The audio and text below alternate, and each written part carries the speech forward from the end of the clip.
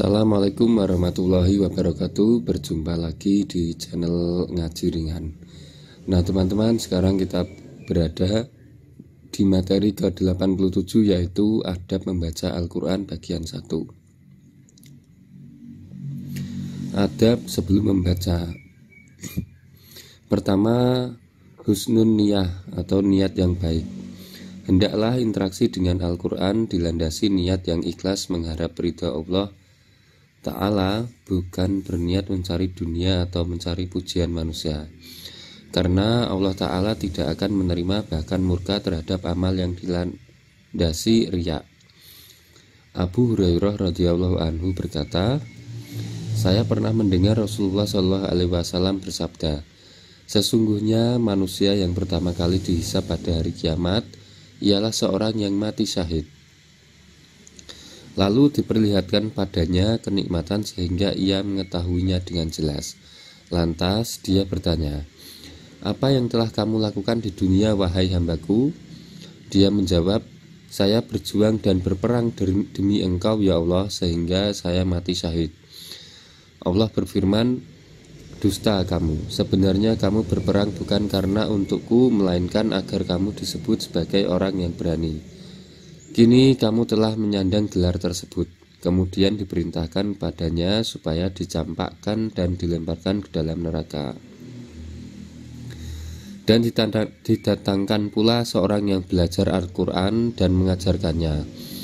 Lalu diperlihatkan padanya kenikmatan sehingga ia mengetahuinya dengan jelas. Allah bertanya, apa yang telah kamu perbuat? Dia menjawab, saya telah belajar ilmu dan mengajarkannya. Saya juga membaca Al-Quran demi engkau. Allah berfirman, kamu dusta, akan tetapi kamu belajar ilmu dan mengajarkannya serta membaca Al-Quran agar dikatakan seorang yang mahir dalam membaca. Dan kini kamu telah dikatakan seperti itu. Kemudian diperintahkan padanya supaya dia dicampakkan dan dilemparkan ke dalam neraka. Dan didatangkan seorang laki-laki yang diberi keluasaan rizki oleh Allah. Kemudian dia menginfakkan hartanya semua, lalu diperlihatkan padanya kenikmatan sehingga ia mengetahuinya dengan jelas. Allah bertanya, apa yang telah kamu perbuat dengannya? Laki-laki itu menjawab, saya tidak meninggalkannya sedikit pun, melainkan saya infakkan harta benda tersebut di jalan yang engkau ridhoi. Allah berfirman, dusta kamu, akan tetapi kamu melakukan hal itu supaya kamu dikatakan seorang yang dermawan. Dan kini kamu telah dikatakan seperti itu. Kemudian diperintahkan padanya supaya dia dicampakkan dan dilemparkan ke dalam neraka. Hadis riwayat Muslim. Yang kedua, taharatul qalbi wal jasad, membersihkan hati dan jasad. Sebelum membaca Al-Quran, kita hendaknya bersungguh-sungguh membersihkan hati. Selain dengan husnun niyah, hati pun harus dibersihkan dari kotoran-kotoran yang menempel padanya.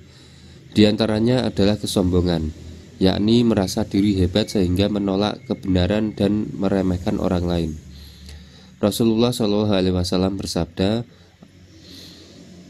Al-kibru batorul haqqi wa ghamdun nas, sombong adalah menolak kebenaran dan meremehkan orang lain. Hadis riwayat Muslim. Kotoran hati yang lainnya adalah dosa dan maksiat, maka bersihkanlah dengan memperbanyak istighfar. Rasulullah SAW bersabda,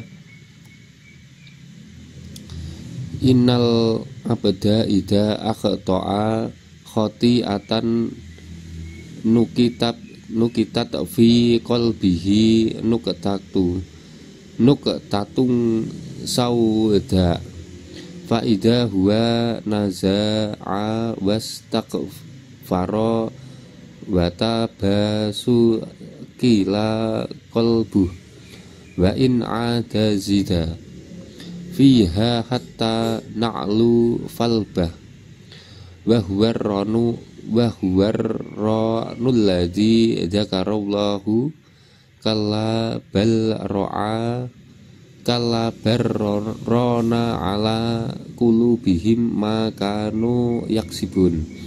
Sesungguhnya seorang hamba Jika ia melakukan kesalahan, maka akan tercemari hatinya dengan satu bercak hitam. Jika ia menghentikan kesalahannya dan beristighfar atau memohon ampun serta bertobat, maka hatinya menjadi bersih lagi. Jika ia melakukan kesalahan lagi dan menambahnya, maka hatinya lama-kelamaan akan menjadi hitam pekat. Inilah maksud dari Al-Ron, penutup hati yang disebut Allah dalam firman-Nya. Sekali-kali tidak demikian. Sebenarnya apa yang selalu mereka usahakan itu menutupi hati mereka. Al-Mutaffifin ayat 14. Hadis riwayat Tirmizi nomor 3334 dan Ahmad. Berkata Tirmizi, ini adalah hadis hasan sahih. Sedangkan membersihkan jasad diantaranya dengan bersiwak. Rasulullah SAW bersabda, Inna afwahakum turukul lil Qur'an fatayyibuha bil siwak. Sesungguhnya mulut-mulut kalian adalah jalan bagi Al-Quran, maka harumkanlah dengan bersiwak. Selain membersihkan mulut dengan bersiwak, maka badan, pakaian, dan tempat membaca Al-Quran pun hendaknya benar-benar bersih dan suci. Oleh karena itu, para ulama sangat menganjurkan membaca Al-Quran di masjid. Di samping masjid adalah tempat yang bersih dan dimuliakan, juga ketika itu dapat meraih fadilah iktikaf. Imam Nawawi rahimahullah menyatakan, hendaklah setiap orang yang duduk di masjid berniat iktikaf, baik untuk waktu yang lama atau hanya sesaat. Bahkan sudah sepatutnya sejak masuk masjid tersebut sudah berniat untuk iktikaf. Adab seperti ini sudah sepatutnya diperhatikan dan disebarkan, apalagi pada anak-anak dan orang awam yang belum paham, karena mengamalkan seperti itu sudah semakin langka. At-Thayyiban halaman 83. Saat kita menyentuh mushaf disunahkan dalam kondisi suci atau berwudu. An Abi Bakri ni Muhammadin ni Amri an Rib ni Hasmin an abihi an jadihi anna Rasulullah sallallahu alaihi wasallam kataba ila ahlil yamani kitabang fakana fihi la yamassul Qur'ana illa tahira.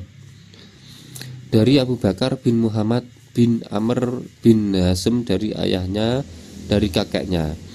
Sesungguhnya Rasulullah SAW pernah menulis surat untuk penduduk Yaman yang isinya tidak boleh menyentuh Al-Quran melainkan orang yang suci. Hadis riwayat Daraqutni nomor 449. Itulah tadi teman-teman semuanya materi ke 87, yaitu adab membaca Al-Quran bagian 1. Mudah-mudahan semuanya bermanfaat. Mohon maaf bila ada kesalahan kata atau pemilihan bahasa yang kurang tepat. Saya akhiri, wallahul muwaffiq ila aqwamit thoriq. Wassalamualaikum warahmatullahi wabarakatuh.